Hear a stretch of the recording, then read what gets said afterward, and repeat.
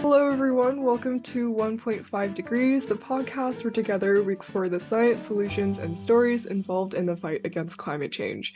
I'm your host, Heidi Pan, speaking with the professionals behind the latest research, policies, culture, and innovations shaping our response to global environmental challenges. For today's episode, we are joined by the phenomenal McKenna Dunbar, who is the Sierra Club's Building Electrification lead, to discuss the future of renewable energy, the inextricable intertwinement between racial and climate justice, and more.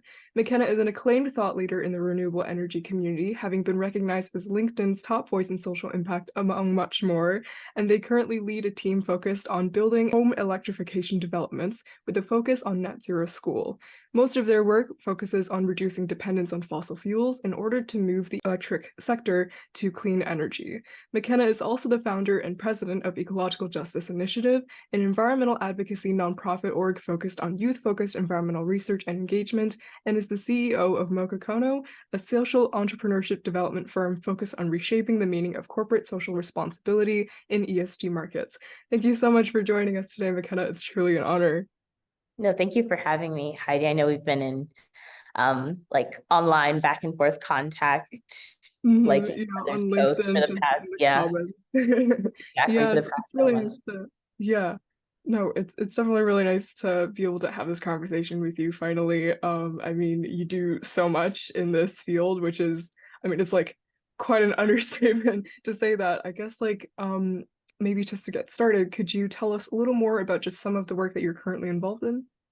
Of course, I'll touch on that question from both my Sierra Club hat and the other hats that I wear as well. But as it relates to Sierra Club, I'm based in Virginia, and a lot of the work that I do surrounds organizing, policy, lobbying, and really acknowledging that frontline communities are at the forefront of the impacts that climate change brings about to society. So as it relates to building electrification, I work with several rural communities on expanding energy efficiency and building electrification education through the green workforce development programs that are running, whether it be energy efficiency, auditing, solar installation, and other building performance training programs. The work that I do to support these communities really surrounds on informing residents and impacted community members on what's available for them as part of weatherization programs, a part of new funding from the Inflation Reduction Act related to home energy efficiency tax credits, EJ block grants. There's a multitude of things that we cover under the building electrification education module that I have developed for Sierra Club. And I'm excited for the future of this campaign and the work that we're doing in Virginia, but as part of this entire clean energy transition as a whole, while a lot of my work is focused in Virginia, specifically leading initiatives and advocacy work on net zero construction for building codes, energy efficiency and building electrification, and energy justice as a whole. I sit on our national building electrification leadership team, where we're really rooted in our several theories of changes to shift away from traditional way that we've used fossil fuels for quite some time now. We all have goals that surround a sustainable future. I think that sustainability and equity need to be intertwined. The fight for a greener future is also a fight for a more socially just future. And I think that cannot be understated. So equity is the root of the work that I engage in on a professional level, but also in my free time and in other commitments, work commitments that I have that extend past my full-time Sierra Club work. I also have the opportunity of sitting on a number of boards. One of them is the Climate Mental Health Network. I'm a big supporter of climate mental health and acknowledging the psychological impacts that climate crisis has on everyone, but specifically with youth and underrepresented populations. I talked about the concept of energy burden earlier today with someone I was on the call with, one of the community leaders of a green workforce development group, and just earlier when you were introducing me, energy burden, for context, is the amount of money out of someone's salary that, or household salary, that they spend on energy or utility or electricity expenses. And in many places, depending on the social dynamics and the socioeconomic dynamics of a community, that percentage is very high for impacted populations, especially those who are in rural America or institutionally underserved populations, or Black, Indigenous, and other people of color populations as well. The average energy burden for the country is around 6%, 3 to 6%. And in some communities in Virginia, that can go as high as 11, 15%. So imagine an entire household, spending 10 to 15% of their household income on energy expenses alone. That leads to hard decisions. Can I put my kid in summer school? Can I feed them appropriately, even though I have to keep our house an appropriate temperature, or else people suffer heat-related illnesses?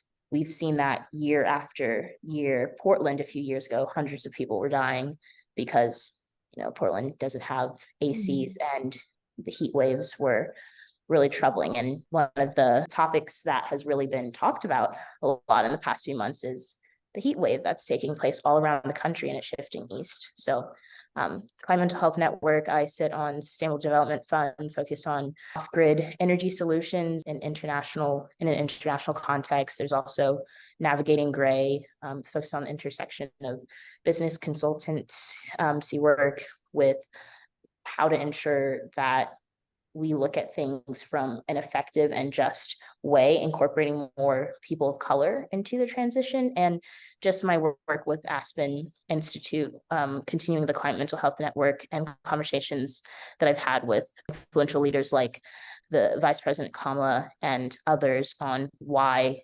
this topic as a whole needs to be brought up more. Yeah, no, I mean, you touched on so many incredible things there. I mean, to start with, I guess, like, just the topic of clean energy itself, I feel like it's thankfully becoming more in focus in terms of the climate movement, and everyone is talking about it. But I think it often to me, it seems like sometimes it can quickly delve into like technical territory versus the social aspect of it, which, they're both really inextricably intertwined, as you've pointed out. And also, like, that aspect of it being technical, it can sometimes be a little intimidating. But I mean, you've worked to highlight that connection with social and environmental justice, which I think is, key to also just making this subject more accessible and resonating. I guess, like, can you go into a little more about what you wish more people would know and focus on with regards to clean energy beyond the technicalities? Of course, and I'm really happy that you raised that point. I do agree that a lot of people, especially emerging leaders who are, between the ages of 16 to 30, they want to learn more about climate change. They want to learn about how to have a career in that field, no matter whether it's art, engineering, history, architecture, even biochemistry. I was just having a conversation with an individual in the healthcare industry on healthcare sustainability, and then we somehow got to talking about aquaponics and how energy efficiency connects to fish farming, and how 90% of the cost that you're paying for a piece of fish is actually energy costs. Everything is intertwined and interconnected. And I think that by focusing and really delving deeper in on like the social inequities portion, it becomes more personal for the individual, for the student, for a future change maker to be involved and receive the information. Because when we start with numbers, when we start with the more technical minutia of it all, that's where you lose people. We all need to in the industry, I think clean energy professionals and leaders need to do a better job at science communication and making sure that the language that we use is accessible and can be easily interpreted for a variety of audiences to, understand.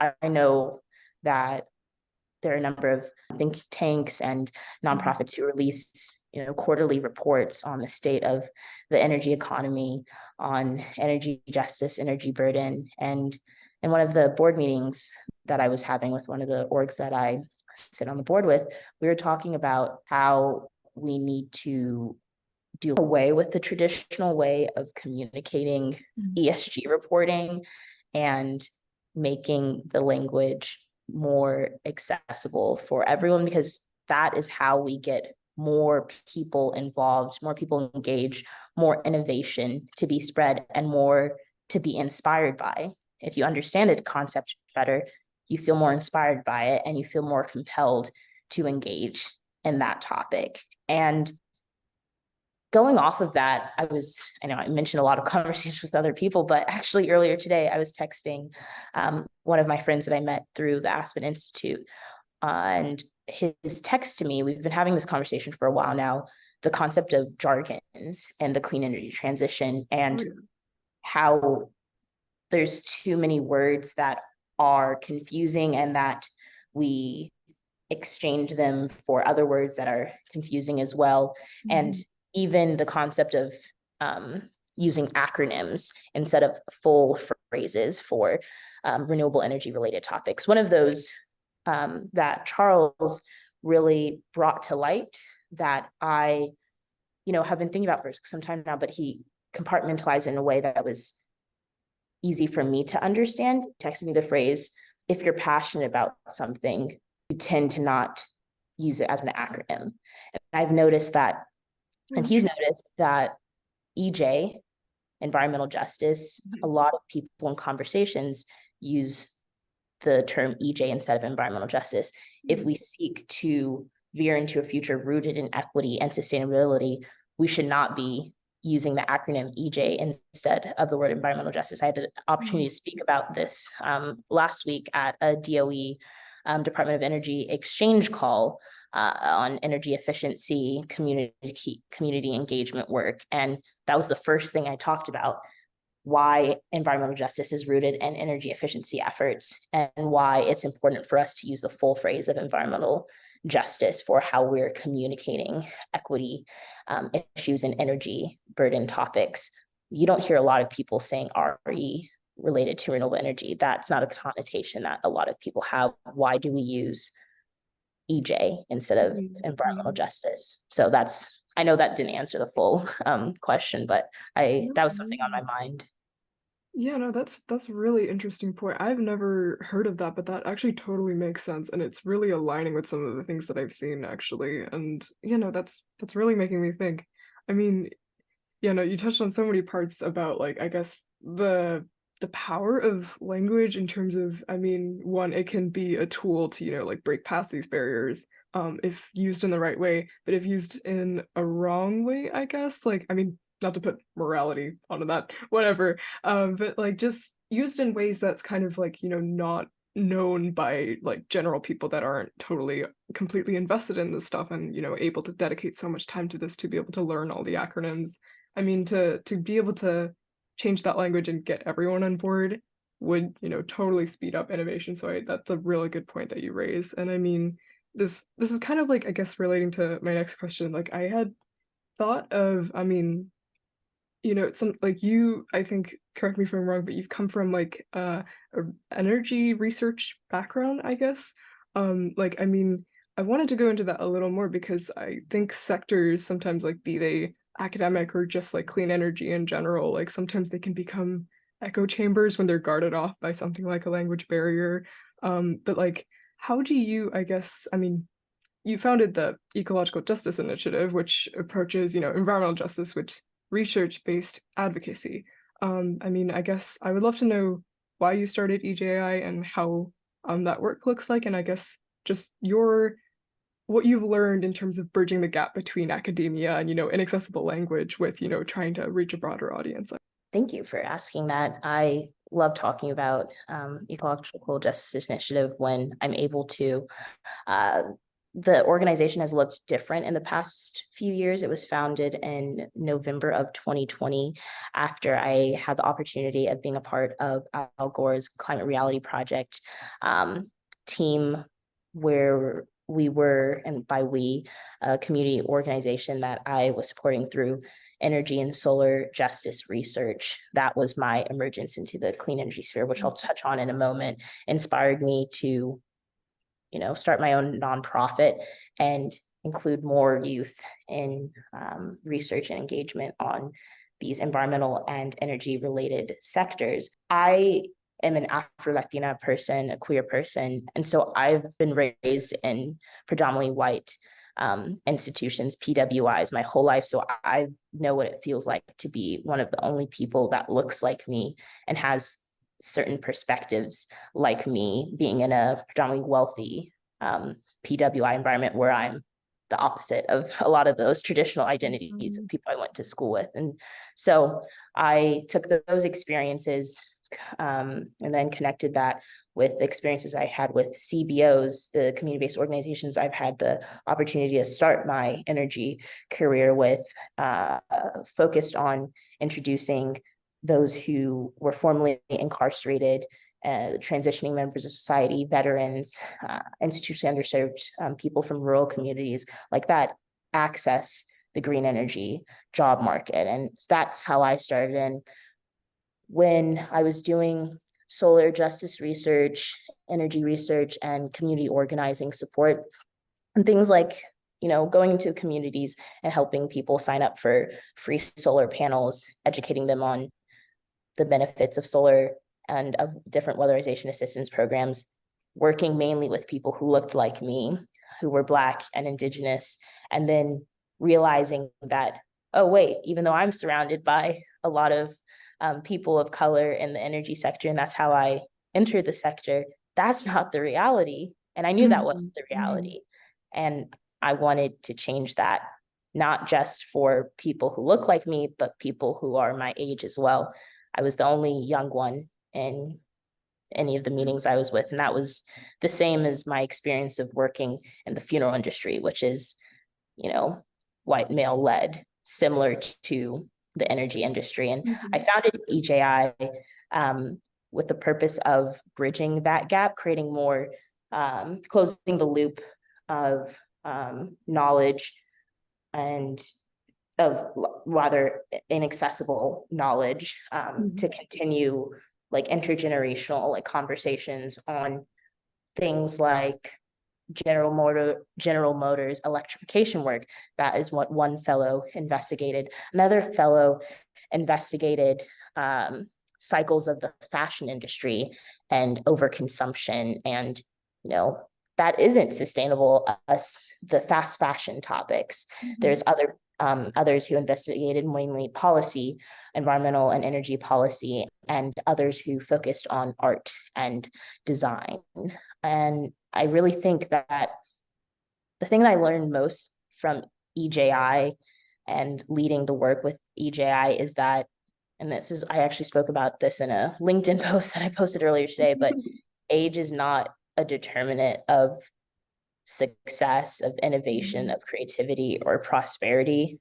I think that it's very harmful in this clean energy transition if all the work to benefit future generations is being done by people who are several generations above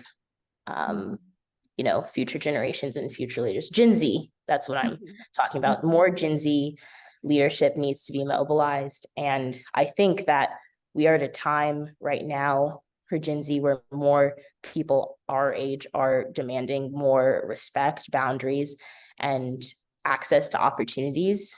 And not to say that other generations didn't do the same, but we're at an interesting point of time with a lot of social disparities coming up again that were not thought about for the past few generations. And I think tying this whole conversation back to equity, which I'm most rooted in related to the clean energy work I'm engaged in, is that equity doesn't just look like adding more people of color or adding a Black person to a panel. That's tokenism. Equity encompasses diversity of experiences, of backgrounds, ethnicities, and thought leadership. And we need more thought leadership from emerging generations. And fundamentally, the thing I learned most about EJI is it's quite simple to do. People have a tendency, older adults in the industry have a tendency of labeling Gen Z, for lack of a better word, stupid or lazy. I've seen that a lot. That's not the case. People need to open their eyes, because the future is coming, whether or not we like it, and we are going to be future leaders, whether or not current leadership in clean energy like it. And a lot of our priorities are aligned with justice-oriented activities. So Yeah, no, my gosh. I feel like a bobblehead, to be honest. I just keep nodding at the things that you're saying because like it's all of that resonated so deeply. I mean, it's one thing to see that yeah, no, I mean like I myself, I consider myself, like I'm a POC like teenager and I'm queer, and it's like, I mean, for one, I guess like thank you so much for what you do in terms of like driving the work that you do. And yeah, no, that point about like tokenization, that has definitely been something that, in witnessing that has been super frustrating to see. And yeah, no, like I guess I would love to know, I mean, from your perspectives of like observing these things, how does involving, I guess, minorities and underserved communities within these conversations need to look like in order to, stray away from tokenization and more into, actually true representation and, getting them into the room and such? I would say, first off, integrating environmental justice principles in both the distributive realm, the procedural realm, and the representative realm is of utmost importance if we are going to have effective, healthy, and sustainable spaces for POC and other institutionally underserved populations to be a part of leadership conversations and to be the ones leading those conversations and strategy. I spoke to Christy Drutman about this a few months ago, but the tendency now, from what I've seen, especially having had the opportunity to go to all the major energy conferences in the electrification and energy sector, I've noticed that, tokenization looks to me like having one panel of the entire, dozens of panels have several people of color in them talking about equity. That is their demonstration of equity, a part of that conference, just having one panel about equitable considerations of the energy transition. That's usually what they're titled, while the other ones and the more attended ones are not of that talk. Not to say that there's no merit to having them. I think equity needs to be embedded in many more conversations about the clean energy transition, even with grid modernization, green workforce development, training programming, energy efficiency programs, conversations about federal implementation of the bipartisan infrastructure law and the Inflation Reduction Act. I think that POC, other underrepresented communities, queer individuals, transgender individuals need to not to just have seats at the table, they are the table. If we're seeking to have this equitable clean energy transition, it's not okay to offer a seat and say, hey, you can sit in this committee, but you actually have like no actual say, or hey, you can be a panelist for this equity focused panel, but we're only interested in hearing your perspectives on equity implementation, not your perspectives on clean energy implementation as a whole. And that is why I really, even though I'm in a very technical field, I really emphasize the importance of community engagement, holistic development of electrification, energy efficiency programming, grassroots organizing, and more community-oriented initiatives like the phrases that I just mentioned, because that is what's going to spur market transformation, accessible adoption, and just having more people understand energy efficiency technologies. People aren't swayed by numbers. They're swayed by experiences of having their roof collapse because there's no funding for it. they don't have funding to fix the roofs themselves. And that's why weatherization programs exist for income qualified households. A lot of people don't know about income qualified programs for energy efficiency improvements. Community organizing is what brings that information and bridges that information to community members. And that's not emphasized enough. That those conversations aren't had in conferences. And I've said this more in like private spaces. I'm trying to be more vocal about this now, but when I go to conferences, I tend to be the only one talking about and these not for every conference, but more of the technical, like engineering focused conferences. I tend to be one of the only ones talking about equity considerations, but equity considerations rooted in lower income, marginalized individuals' perspectives. I just say a simple fact, and I say simple from my perspective because I've been investigating this for the past 4 years and been engaging with communities in this work for the past few years.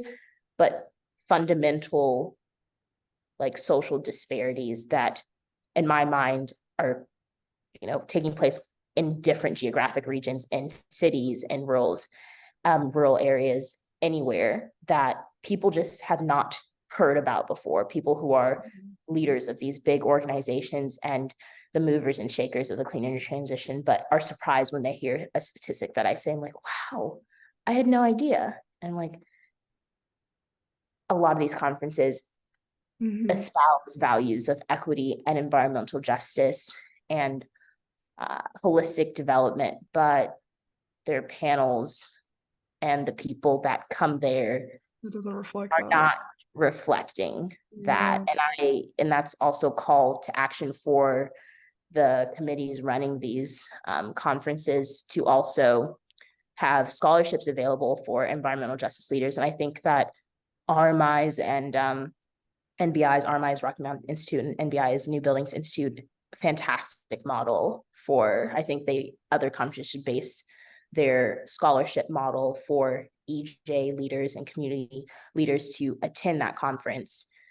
Because if you want more inclusion and diversity and perspective, you have to put the resources out there for that diversity and perspective to come there, because it's not accessible to have an EJ leader, environmental justice leader, purchase a $1,200, $1,500, $100 ticket and then speak at the event, but have to pay to speak at the event.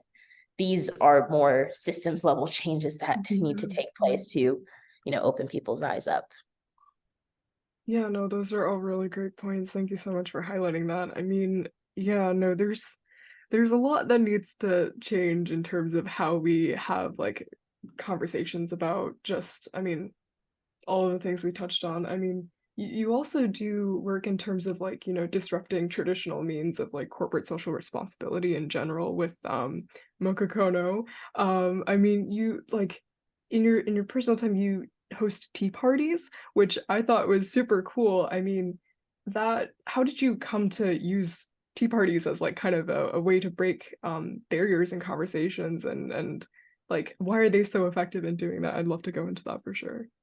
I grew up loving tea parties. I love just having tea parties, honestly, when I was a toddler with myself and the stuffed animals or Lego like people that I created. But when I was able to move out of my college dorm into my first apartment, I realized like I have a space to have community gatherings about literature, about climate change, about social impact as a whole. I started throwing my first tea parties on campus in the dean offices and spaces, shared community spaces under the dean's office at my school, University of Richmond, pre-pandemic. It was just a space for people of different backgrounds to come together, chat, talk about, the weather, talk about what activities they're engaged in, because I realized that, and this was before COVID, a lot of people are lonely and a lot of people are anxious about meeting other people. And that was as a freshman in college, I noticed that. And then COVID really, did a number on everyone, including myself. And it's taken a lot for me to feel more comfortable in public spaces. And my vision is that my tea parties are an informal gathering where people come to have nice treats and tea delights and have a conversation about a central topic that is shared with them beforehand. The people that come to my tea parties, I have two different styles of tea parties. One is more, professional, like informal meetings, and then one are like some of my friends and acquaintances from the school that I used to go to and from social spaces in the Richmond area. And for the personal side, what I have done, I had a Thursday tea series this year. Every 2 weeks, I would host a tea party and send everyone a poem, classic poem, about something. And then everyone would come in, 20, 30 people would be in my apartment, and we'd all take turns answering different questions about the poem. And usually the poem alluded to themes of mortality, um, of inequity, of disparities, and of joy. And a lot of people went home learning more about people that they would have never talked to in person before, never interacted or hung out with, while being able to connect their passions with the passions of other people in that room with the literature at hand. The way that I do that in a professional setting is by tailoring tea party conversations similar to the poetry, but with current global happenings, like using the word climate change, specifically using the word environmental justice, using phrases like environmental mitigation, environmental disparity, having conversations about what that looks like to different people in the room. And I've learned so much from each tea party conversation, and it's really helped me be a better person and be a better leader, because I'm able to hear a variety of perspectives right in front of me and be able to respond to them live, and then get a response from it live, and then have someone else respond to it. It's an interesting dynamic. Yeah, no, oh my gosh, that's got me really excited. Like, I mean, I feel like, especially since the pandemic, everything, like, there's been a new fervor, I guess, to work online, which is really great because it, really opens doors and, bridges people from like all across the world, regardless of location. But I mean, there's that aspect of just, being able to discuss these things in person and really form like those personal connections. That's really powerful as well. And also, like, I'd love to get some poetry recommendations because that's so cool that you use those to spark conversations. That's really awesome. Yeah. Thank you. I appreciate that.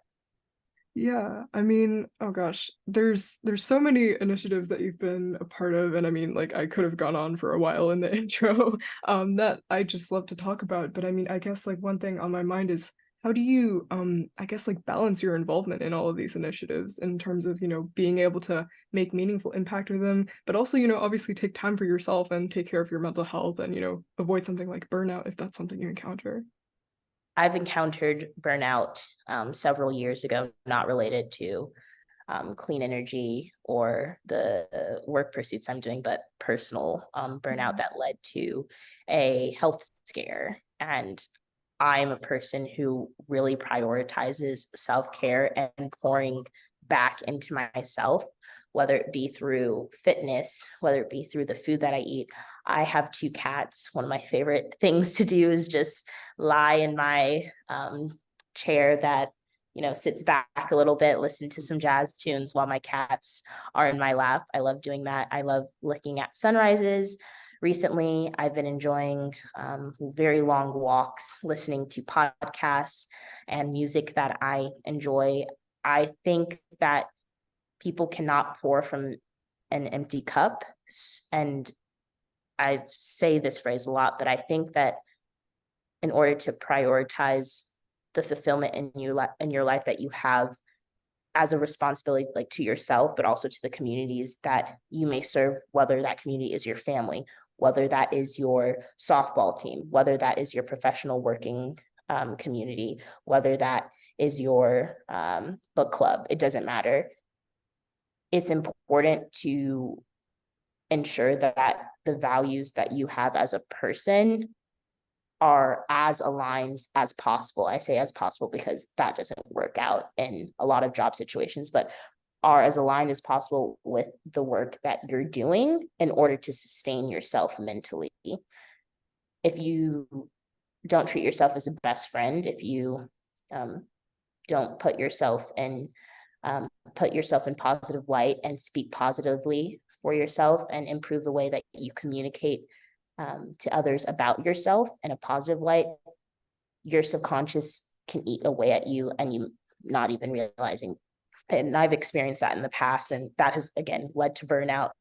That has led to increased insecurities. I think everyone has insecurities in different capacities. I certainly do, but I try not to let those insecurities get in the way of impact and the work that I'm doing, because I try to balance that with things that I enjoy, because at the same time, we're both like very young and we have our entire lives ahead of us. This clean energy transition is not a race.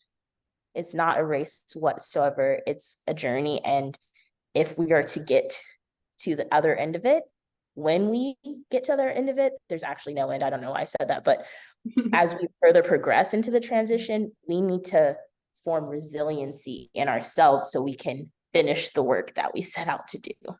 And you can't do that if you don't pour into yourself. That's such a good point. Oh my gosh. Yeah, I mean, I know definitely as like a high school student, not many people know that I'm a high school student, but like just being able to balance that with also my goals for, how I want to contribute to the environmental movement has been definitely a challenge, and your story definitely resonates with me in that aspect. And also, I have to recommend also just spending time with cats. I have a cat myself. What's It's your just cat's the best name? thing ever. Candy, but we don't call her that. We call her Tang in Chinese.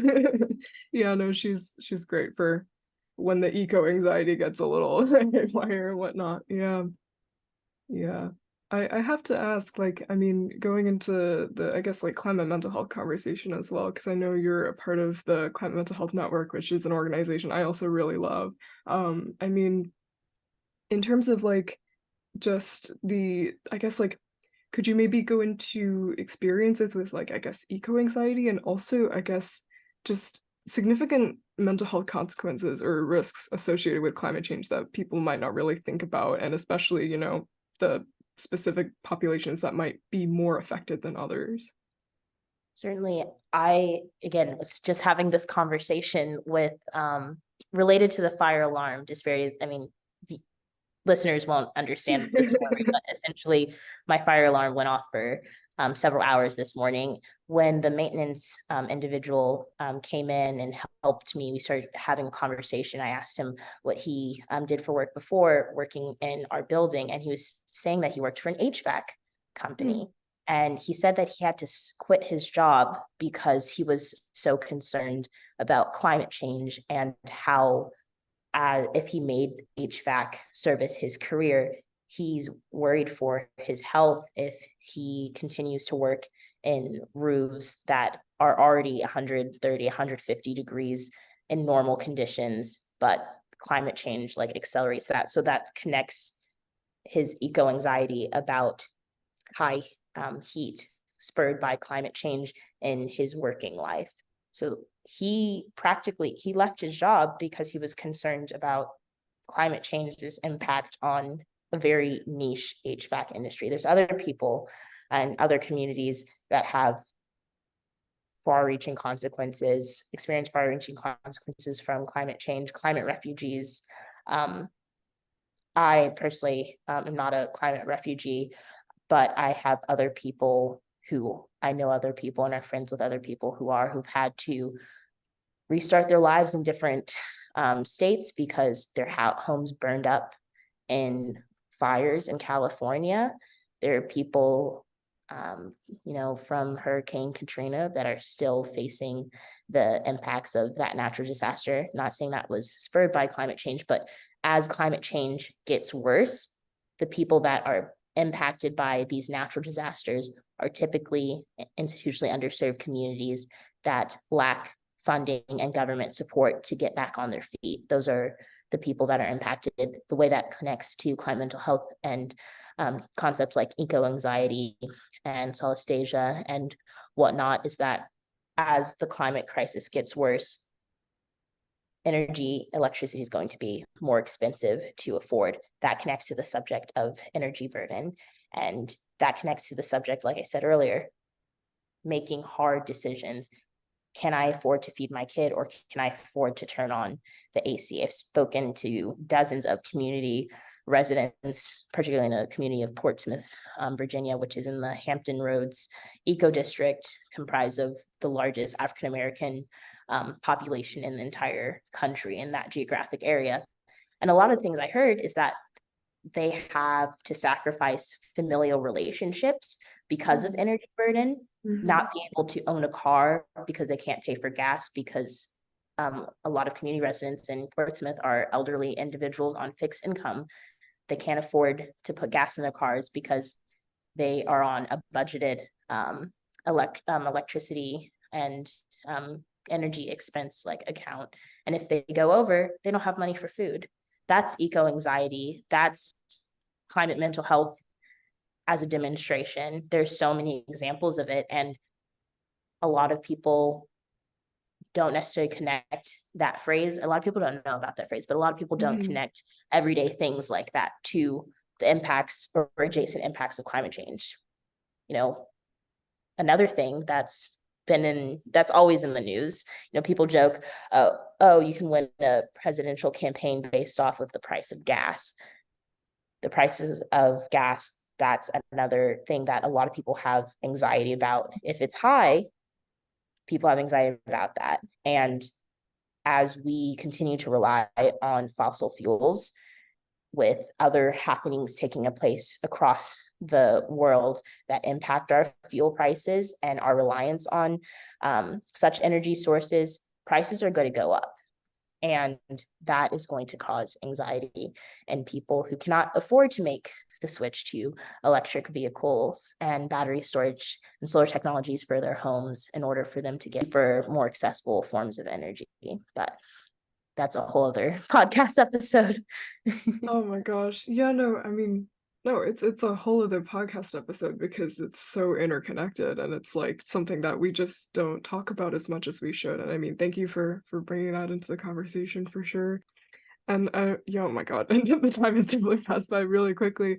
Gosh, I mean, I guess to close off, I mean, I'd like to. This is something that I ask every episode. It's like if you could turn back time, butterfly effects aside, and tell your younger self something that you wish you had known earlier in your, I guess, like environmental career, what is something that you would say to them? I think I would say to my younger self, specifically my 11-year-old self, who started learning about climate change around that age, thank God, through an extracurricular program, not in school. I would tell myself, keep pushing and keep advocating for yourself. I think that being your biggest advocate, like I said earlier, being your bestest friend is one of the most important things you can do for yourself by investing in your future, investing in the possible opportunities you can have by learning how to communicate about the work that you're doing, about the passions that you're engaged in. That's narratives, sharing narratives is a central way for how humans connect with each other. And if you get good at it, and if you are good at it, it makes things a lot easier. And that is both a good and bad thing. It's opportunistic for people who develop the social skills and the capacity to, speak with people in an easier way. But for those who don't or have may suffer from social anxiety that prevents them from doing so, it silos a lot of opportunities and education. As someone who has anxiety and depression for the past like 10 years of my life, it's been a journey to learn more about myself and figure out my best communication style, which makes me feel most comfortable, because when I'm comfortable and I feel confident in my abilities, I can then speak confidently on the work that I'm engaged in, and that is what leads to collective impact. Thank you for that. Yeah, my gosh. Yeah, no, I mean, I guess like to also go into, I mean, for listeners that want to keep up with the work that you're doing, do you have any, I guess, like resources that you would recommend, and also any like social platforms that you know people can get in touch with you? Yes, I would say podcasts. I personally love several podcasts. Politico Energy, I listen to it. A I good try to one. listen to it every day, but it's mainly, a few times a week, and then I, binge listen to the episodes. Energy Terminal is a great podcast.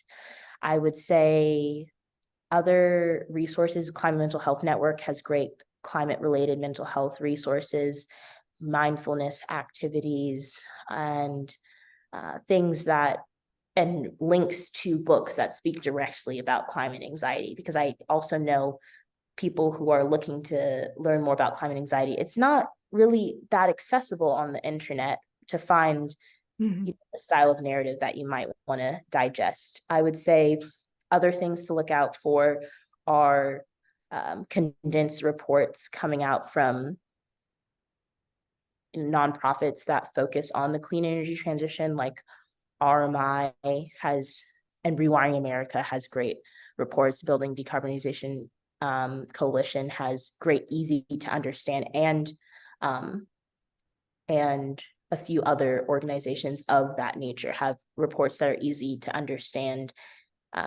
for those emerging into the climate change and adjacent industries. I would say for me, you can get in contact with me on LinkedIn. If you just type in my name, McKenna Dunbar, you can find me there. On Instagram, my name as well, and on Twitter, or rather, it's not Twitter anymore, it's X. I don't even really know how to use X, but if you'd like to find me on there, it's _Mokokono_. Oh my gosh, yeah, the Twitter thing. I didn't even realize it was X until like just this morning, actually. So like I'm still trying to wrap my head around that. But you know, I'll be sure to link everything in the description, I guess, of wherever this goes up. And thank you so much again for your time. No, thank you. And I also just want to say, and this is for the video or anything, I really commend you for, taking the initiative and, leading this podcast and learning more about yourself and what you want for your future as like in the process. It's incredible that I'm not saying I'm surprised, but I'm just saying it's incredible that you as a high school student is taking this time during the summer when you're writing your college essays, when you could be having fun with friends outside, to speak to people all across the climate industry. I love that for you. That's all I wanted to say.